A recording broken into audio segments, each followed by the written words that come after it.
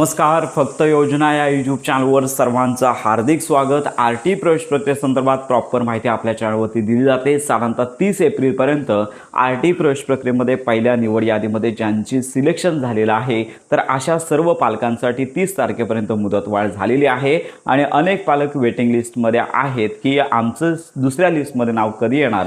तर अशा सर्वच पालकांना साधारणतः 30 तारखेपर्यंत प्रतीक्षा करावी लागणार आहे. तर सध्या कागदपत्र पडताळणी सुरू आहे. तर या कागदपत्र पडताळणीमध्ये अनेक पालकांना आताची मोठी अपडेट आपण घेऊन आलो आहोत की या कारणांमुळे अनेक पालकांचे अर्ज आता रद्द होण्याच्या शक्यतेवरती आहे. तर आरटी प्रवेश प्रक्रियेअंतर्गत सगळ्यात महत्त्वाची बाब होती की भाडे करार.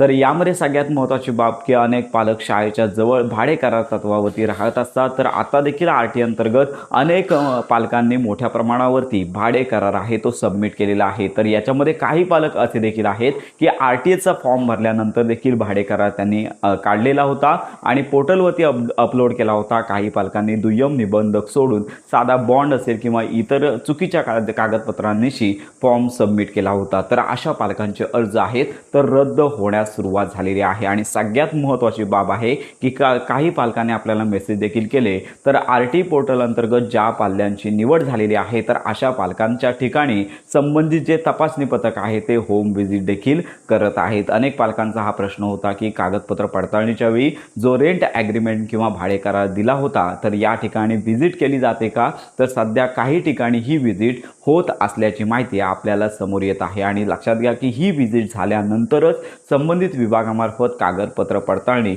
सक्सेसफुली केली जात आहे. जर ही माहिती चुकीची असेल तर लगेचच त्या ठिकाणी अर्ज आहे तो रद्द केला जात आहे. तर अशा प्रकारे अनेक पालक आहेत तर यांना ह्या चुकीला सामोरे जावं लागत आहे.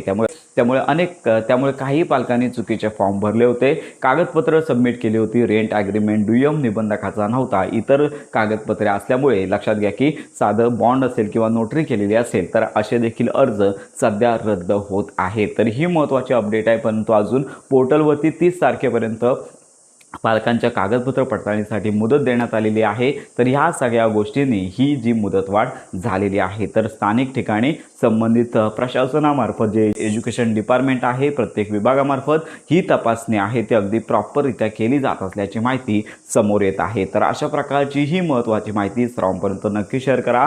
आरटी प्रवेश प्रक्रियेअंतर्गत कागदपत्र पडताळणीमध्ये ज्यांची चुका झालेल्या आहेत, ज्यांचे अर्ज रद्द झालेले आहेत अशा जागांवरतीच आरटी अंतर्गत जे पालक वेटिंग लिस्ट मध्ये आहेत त्याच पालकांना क्रमानुसार प्राधान्य दिले जाणार आहे. तर दुसरी निवड यादी साधारणतः 30 एप्रिल नंतर लगेचच लागणार नाही. त्यांच्यासाठी 2 ते 3 दिवसांचा कालावधी लागतो आणि त्याच्यानंतर ही यादी प्रसिद्ध केली जाते. तर ही महत्त्वाची माहिती सर्व पालकांपर्यंत नक्की शेअर करा.